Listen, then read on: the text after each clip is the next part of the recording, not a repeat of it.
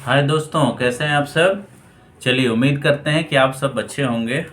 और चलिए, ये आज की जो बातचीत है वो काफ़ी इम्पोर्टेंट है संविधान के दृष्टि से। लगातार आप देख रहे हैं कि आज कल संविधान की चर्चा बहुत जोरों पर है, होनी भी चाहिए।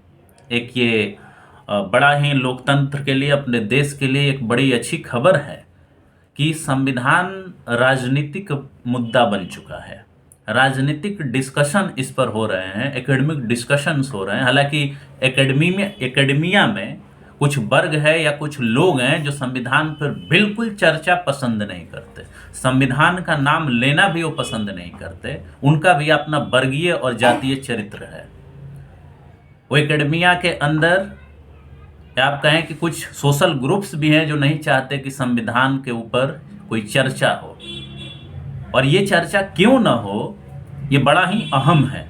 18वीं लोकसभा जब हुआ तो संविधान एक मुद्दा बन करके उभरा है।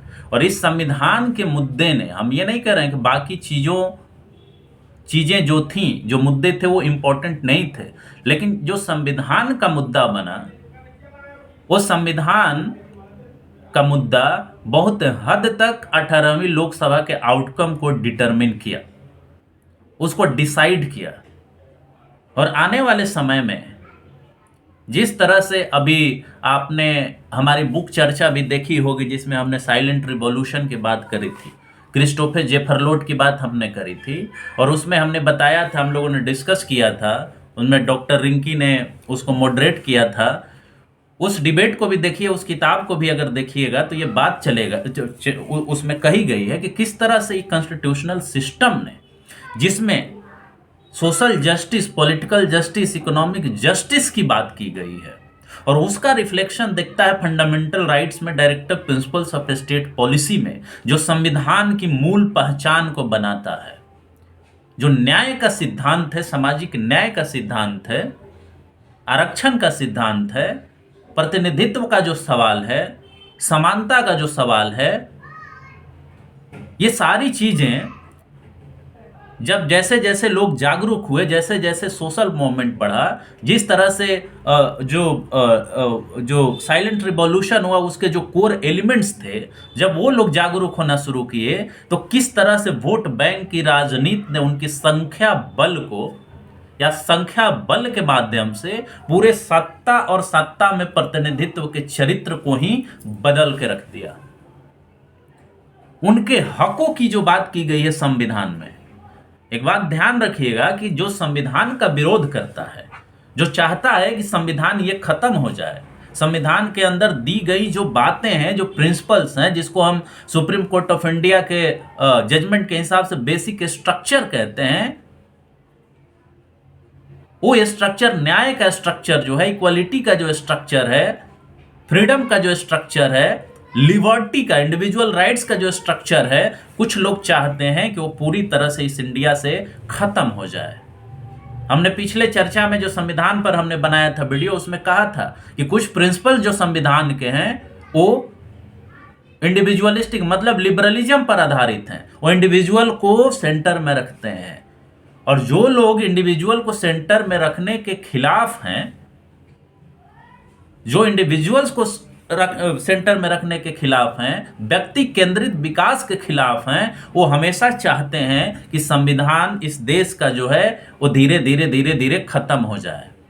वो धर्म को लाएंगे, जाति को लाएंगे, या आप कहें कि अब एक पॉलिटिकल आइडियोलॉजी में, आप कह सकते हैं पॉलिटिकल आइडियोलॉजी में जो धर्म पर आधारित होता है उसको सामने लाएंगे, समाज की बात करेंगे, फैमिली की बात करेंगे, क्योंकि उसमें बड़ा आसान होता है रिलीजियस एलिमेंट को घुसाना। धर्म के नाम पर, जाति के नाम पर, या बाकी नामों पर, समाज के नाम पर आपके इंडिविजुअल कैरेक्टर को ही सप्रेस कर देंगे, जो संविधान का मूल है। संविधान इंडिविजुअल लिबर्टी की बात करता है, इंडिविजुअल्स की बात करता है। उससे उन लोगों को खतरा होता है जो इंडिविजुअल की बात नहीं करते। तो कहने का मतलब ये है कि जब इंडिविजुअल की आप बात करेंगे तो आप जाति व्यवस्था तोड़ने की बात करेंगे, आप लोगों के कंसेंट की बात करेंगे, उनकी सोच समझ की बात करेंगे कि वो जैसा चाहते हैं वैसा करें। और इससे किसको खतरा होगा?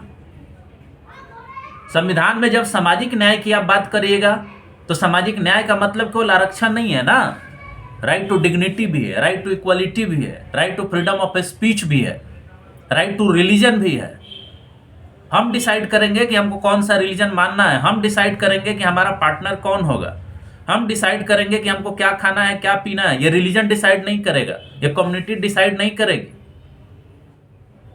हम न्याय खोजेंगे। जो हमारे साथ डिस्क्रिमिनेशन है, या जाति के द्वारा डिस्क्रिमिनेशन हो, या धर्म के द्वारा डिस्क्रिमिनेशन हो, या सत्ता के द्वारा डिस्क्रिमिनेशन हो, तो सवाल ये है कि अगर हम सामाजिक न्याय चाहेंगे, राजनीतिक न्याय चाहेंगे, तो सामाजिक न्याय में हम इक्वलिटी चाहेंगे, डिस्क्रिमिनेशन का अंत चाहेंगे, अनटचेबिलिटी का अंत चाहेंगे। पॉलिटिकल जस्टिस में हम क्या चाहेंगे? हमारा वोट अगर ज्यादा है तो हमारा रिप्रेजेंटेशन सत्ता में हो, संसाधनों में हो, ये चाहेंगे। इकोनॉमिक जस्टिस में हम क्या चाहेंगे? इकोनॉमिक जस्टिस में हम चाहेंगे कि हमको इकोनॉमिक के संसाधनों में इक्वालिटी मिले, जिनके पास संसाधन नहीं है उनको संसाधन दिया जाए।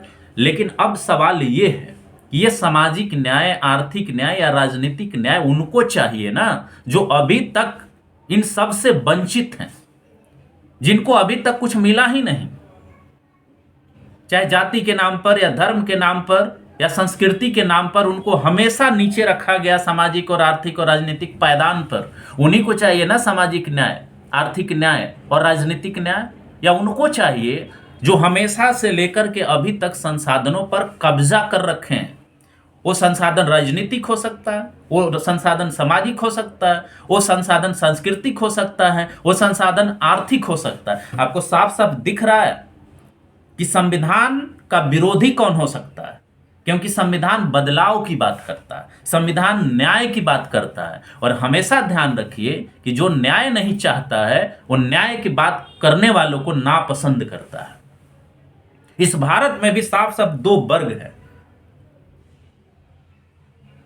इस भारत में भी उसका दो वर्ग है। एक वर्ग जो संविधान को पूरी तरह से या तो डायरेक्ट या प्रत्यक्ष या अप्रत्यक्ष रूप से उसको समाप्त कर देना चाहता है, क्योंकि ये उनको अधिकार देता है जो अंडर प्रिविलेज है, ये उनको अधिकार देता है जो वंचित हैं, ये उनको अधिकार देता है जिनकी आवाज को कभी नहीं सुना गया क्योंकि उनके पास संसाधन नहीं थे। लेकिन जैसे ही संविधान आता है, संविधान लागू होता है, उसने वोट देने की जो शक्ति दी, जो यूनिवर्सल एडल्ट फ्रेंचाइज दिया, चाहे वो किसी जाति का हो, किसी जेंडर का हो, एक पार्टिकुलर एज को पार कर लेता है 18 साल, अब 18 साल, पहले 21 साल था, 18 साल अगर पार कर लेता है तो उसको वोट देने का अधिकार है। और इससे ये बात वो होता है कि हर व्यक्ति वोट अपना कर सकता है, चाहे वो किसी जाति, किसी धर्म का हो, किसी वो इन सब चीजों से बंधा हुआ नहीं। हालांकि बंधा तो बहुत रूप में है, लेकिन उसके संख्या बल का जो रियलाइजेशन हुआ कि हम तो संख्या में ज्यादा हैं, और इस ज्यादा की वजह से हम ये डिसाइड कर सकते हैं कि किसकी सरकार बनवानी है और किसकी सरकार नहीं बनवानी। और इस तरह से इस संविधान का देन है, यह संविधान का देन है कि उन लोगों ने अपने अधिकार को रियलाइज कराया गया कि भाई संविधान ये तुमको अधिकार देता है, तुम उनको वोट क्यों दे रहे हो जो तुम्हारे लिए हमेशा बुरा सोचते हैं। और जब ये लोग समझने लगे तो सत्ता में और उसके प्रकृति में बदलाव होना शुरू हुआ। और जब बदलाव होना शुरू हुआ, जब लोग देखना शुरू किए, आप लिटरेचर उठा के पढ़िए, मिडिल क्लास पे लिटरेचर है। पवन कुमार वर्मा का ग्रेट इंडियन मिडिल क्लास है, क्रिस्टोफर जेफरलुट जिसका बुक डिस्कशन हम लोगों ने चर्चा किया, उसका लिटरेचर है मिडिल क्लास पे। और वो लोग बताते हैं कि मिडिल क्लास, उस मिडिल क्लास में भी जो हम वर्ग कर रहे हैं, क्लास कर रहे हैं, उस मिडिल क्लास में 80 to 90% जो कब्जा है वो अपर कास्ट का है। वो टीवी मीडिया में जाकर के डिबेट करेगा, बहुत सारे पब्लिक फोरम पर जाकर के लोकतंत्र पर लंबा लंबा भाषण देगा, लेकिन जब वोट देने की बात आती है तो नहीं जाता वोट देने। वोट कौन देता है? आज का डेटा भी उठा के देखिएगा तो जो जितने वोट पड़ते हैं उसमें 80-90% वोट देने वाले वैसे लोग हैं जो हमेशा से वंचित रहे। उनको लोकतंत्र में विश्वास है, उनको संविधान में विश्वास है, क्योंकि संविधान उनको अधिकार देता है। लेकिन ये लोग वोट करने नहीं जाते, लेकिन लोकतंत्र और संविधान पर लंबा लंबा स्पीच अगर देना होगा तो हमेशा वो स्पीच देते हैं। वो कभी नहीं चाहते कि संविधान में जो न्याय का सिद्धांत है वो सिद्धांत लागू हो, क्योंकि वो उस वर्गीय समूह से आते हैं, उस जातीय समूह से आते हैं जिनका संसाधनों पर एकाधिकार है लगभग। हमारे पीछे पिछले वीडियो में देखिए, जो हमने ये डिस्कस किया है कि हम आज संविधान दिवस मना रहे हैं, उसमें समानता के पैरामीटर पर हम कहाँ खड़े हैं। अगर हम 1% इनकम अर्नर की बात करें इंडिया का, तो उसमें जो आप डेटा उठा के देखिएगा तो 80 to 90% जो जिनका सबसे अधिक मोनोपोली है इनकम के ऊपर, वेल्थ के ऊपर, वो अपर कास्ट, अपर क्लास है। लेकिन संख्या यहाँ किसकी ज्यादा है?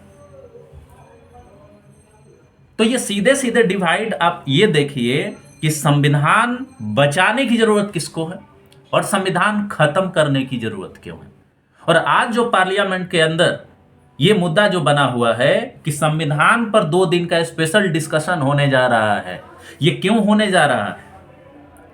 ये उन दोनों के उन 2 विचारधाराओं के बीच का डिबेट है, जिसमें एक चाहता है कि संविधान के पूरी न्यायिक जो इसकी प्रवृत्ति है या प्रकृति है उसको खत्म कर दे, अप्रत्यक्ष रूप से या प्रत्यक्ष रूप से इसको, जो न्याय का इसका सिद्धांत है, अधिकार का जो सिद्धांत है, उसको पूरी तरह से खत्म कर दे। और जो दक्षिणापंथी विचारधारा है, जिसमें कभी भी किसी व्यक्ति के इंडिपेंडेंस की बात नहीं होगी, लिबर्टी की बात नहीं होगी, डेवलपमेंट की बात नहीं होगी, बल्कि धर्म के नाम पर आपको रिस्ट्रिक्ट किया जाएगा, उस विचारधारा को स्थापित किया जाए, वैसे सिस्टम को स्थापित किया जाए जो हायरार्किकल है, जो वर्ण पर आधारित होगा, वर्ग पर आधारित होगा। जो पावरफुल है वो पावरफुल रहे, जो वंचित है वो हमेशा वंचित रहे। सभ्यता के नाम पर, संस्कृति के नाम पर, वो गलत नहीं है। सभ्यता और संस्कृति के वैसे प्रगतिशील एलिमेंट हमेशा होने चाहिए आपके देश में, लेकिन सभ्यता और संस्कृति और धर्म का वैसा एलिमेंट जिससे लोगों का अधिकार, उनके आगे बढ़ने का अधिकार, उनको न्याय पाने का अधिकार, उनका सामाजिक प्रतिनिधित्व होने का अधिकार अगर रोका जाए तो उन सारे एलिमेंट्स को हटाया जाना चाहिए। लेकिन जो दक्षिणापंथी विचारधारा के लोग हैं वो नहीं चाहते कि जो वंचित है वो ऊपर आए, उसको न्याय मिले, उसको राजनीतिक आर्थिक न्याय मिले।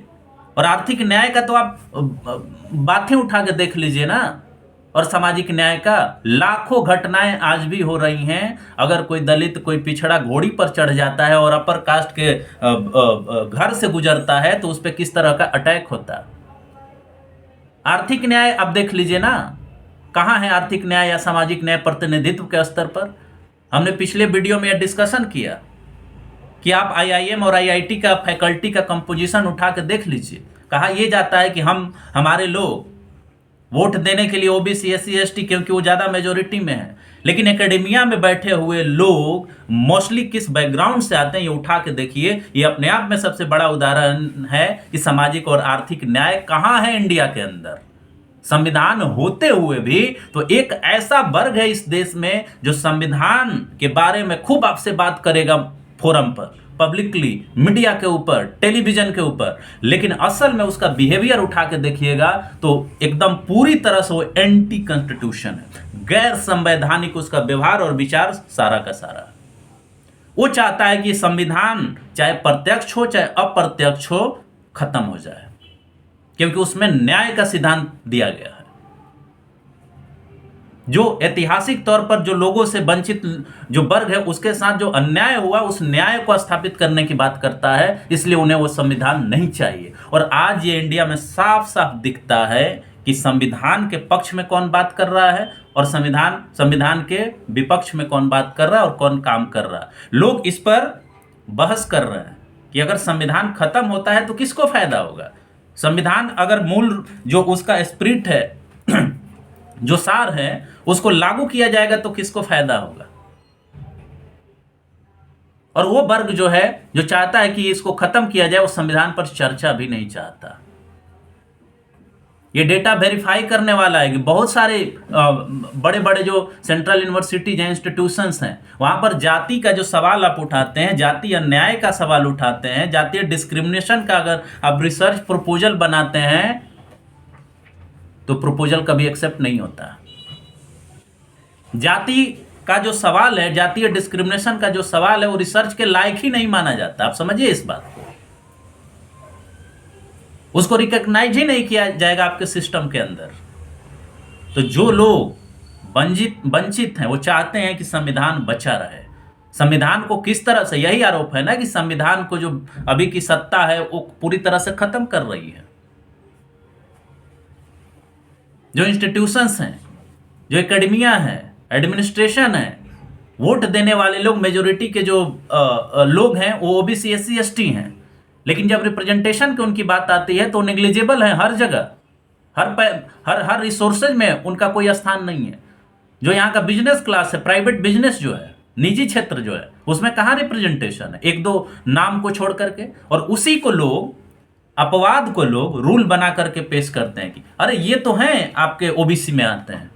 भाई सवाल ये है कि 100 में कितने हैं, 100 में कितने परसेंट वो हैं, और 100 में कितने परसेंट वो हैं जिनका मात्र पॉपुलेशन 15% होगा इस देश में, और रिसोर्सेज पर कब्जा कितना है, 90%, मोर देन 90%। सवाल ये है। और जो अभी भी तबका वंचित है, जो अभी भी जिसको सामाजिक न्याय नहीं मिला है, वो चाहता है कि संविधान हमारा बचा रहे, क्योंकि संविधान के बदौलत उन्हें कुछ मिल रहा है। चाहे वोट देने का अधिकार हो, 80-90 से पहले आप उठा के देख लीजिए, वोट डालने नहीं दिया जाता था। उनके वोट सामंत लोग डालते थे। उनके वोट मसल पावर से डिसाइड होता था कि तुम कहां डालोगे, बूथ कैप्चरिंग से लेके बाकी सारी चीजें। जो जमींदार होता था वो डिसाइड करता था कि उसके जो मजदूर है वो कहां वोट डालेंगे। उसका कोई इंडिपेंडेंट एग्जिस्टेंस नहीं था। लेकिन आज वो बदल रहा है। लेकिन एक बात ध्यान रखना है दोस्तों, ऐसा नहीं है कि जब संविधान बचाने के लिए लोग उतर जाते हैं तो सत्ता पक्ष उसको सुनता नहीं है। यह भी लोकतंत्र की खासियत है। 18वीं लोकसभा का जो चुनाव हुआ, उससे पहले 2 बार हमारे माननीय प्रधानमंत्री मोदी जी प्रधानमंत्री बने, लेकिन कभी भी संविधान के सामने दंडवत होते हुए नहीं देखा गया था। ये इस बात का रियलाइजेशन है कि जो यहाँ का मेजोरिटी तबका है वह हिंदुत्व को भी समझता है, भारतीय जनता पार्टी के राजनीति को भी समझता है कि अगर हिंदुत्व की राजनीति यहाँ मजबूत होगी तो उनके अधिकारों का क्या होगा। क्योंकि हिंदुत्व की राजनीति हिंदू के नाम पर आपसे वोट लेती है, लेकिन जब अधिकार देने की बात आएगी ना तो सीधे कहेगी कि नहीं नहीं नहीं, ये अधिकार ऐसे आप कैसे ले सकते हैं, ये तो आरक्षण तो आर्थिक आधार पर होना चाहिए। जब हिंदू मुसलमान से लड़ना होगा तो आप हिंदू हो जाएंगे, लेकिन जब अधिकार की बात होगी तो आप दलित पिछड़े हो जाते हैं। ये लोग समझ रहे थे, ये लोग समझने लगे हैं, और ये समझना जरूरी भी है।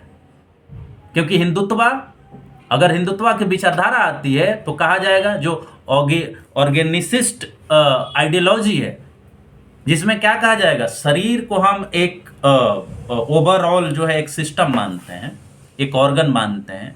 उसमें जो मुंह है उसका अलग काम है, हाथ जो है उसका अलग काम है, पैर जो है उसका अलग काम है। तो पैर को भी वैसे जहाँ पैर है वहीं रहना चाहिए। ये सामाजिक व्यवस्था में भी लागू होगा, मतलब वर्ण व्यवस्था लागू रहना चाहिए। कोई मोबिलिटी नहीं होना चाहिए। दलित को कभी ये नहीं कहना चाहिए कि हम प्रोफेसर बने, हम टीचर बने, उसको खाली मैला साफ करना चाहिए।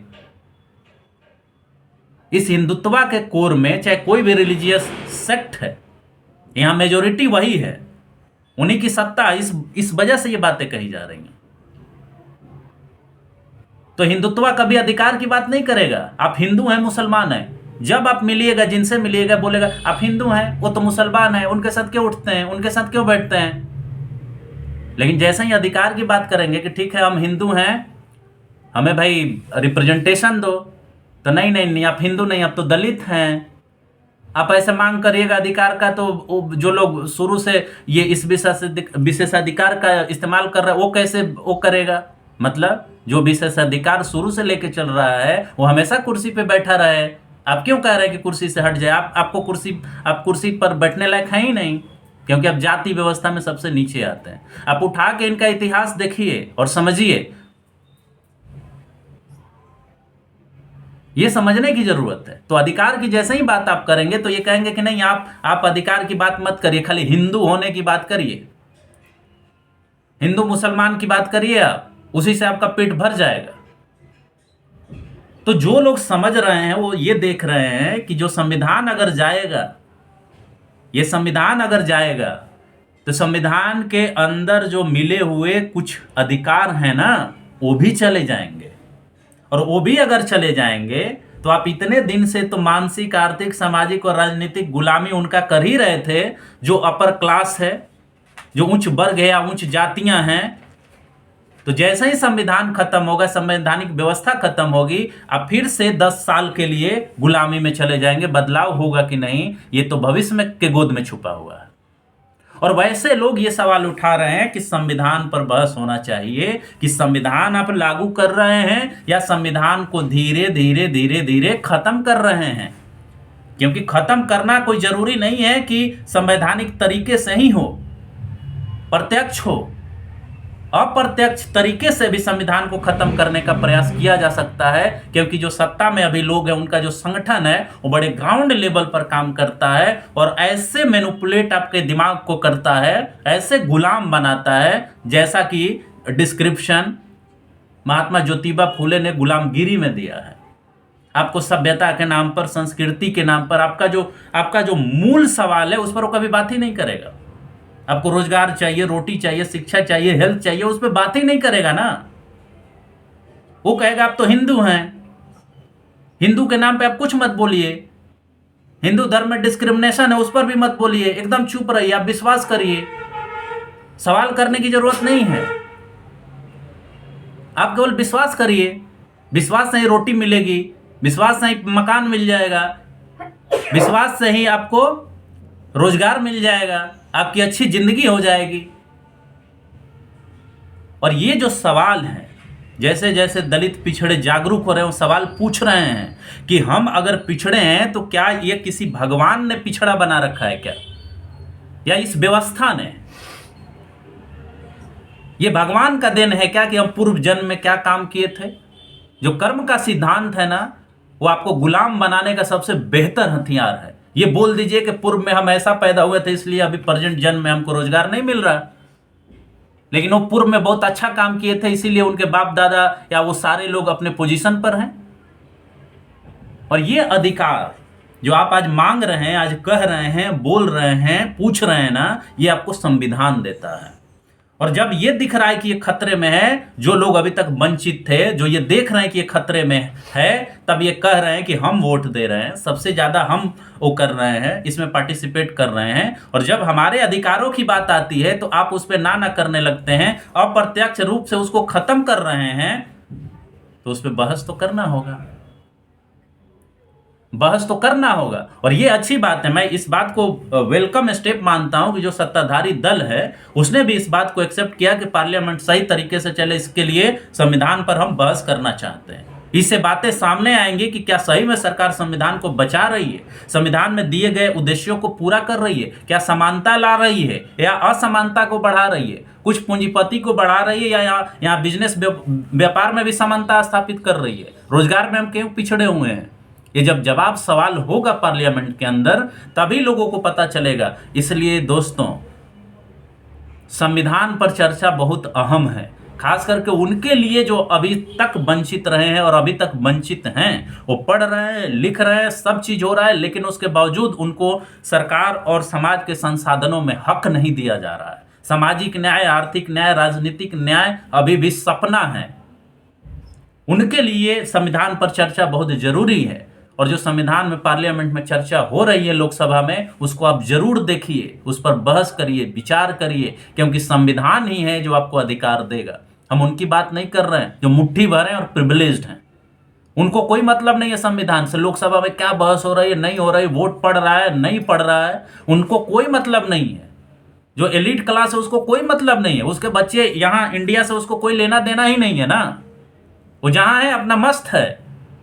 ये आपको और हमको सोचना है जिनके पास कुछ भी नहीं रहा, और ये किसी आपके पूर्व कर्म की वजह से नहीं, समाज ने ऐसा डिसाइड किया, इस वजह से हमको नहीं मिला, हमारे अधिकारों को मारा गया, इस वजह से ऐसा हुआ कि हम आज पिछड़े हैं और दलित हैं। इस मानसिकता को निकालिए जो अंबेडकर बोलते थे कि आप दलित पिछड़े केवल इसलिए नहीं है कि ब्राह्मणवाद आपको वो कर दिया, क्योंकि आप अपने मानसिक लेवल से भी ये मानकर चल रहे थे कि हम तो ब्राह्मणों से नीचे हैं, हम ब्राह्मणवाद में सबसे नीचे आते हैं, इसलिए हम लड़ाई ही नहीं लड़ सकते। मेजोरिटी आपकी थी, उसके बाद भी आप चुप रहते हैं।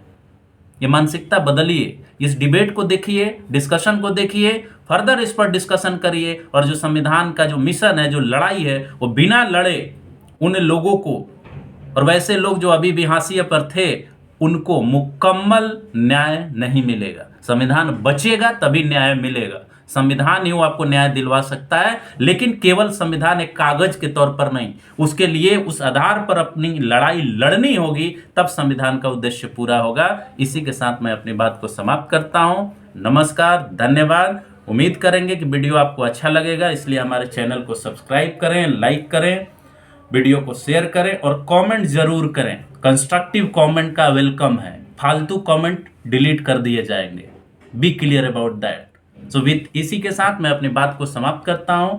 नमस्कार, धन्यवाद, जय हिंद, जय भारत।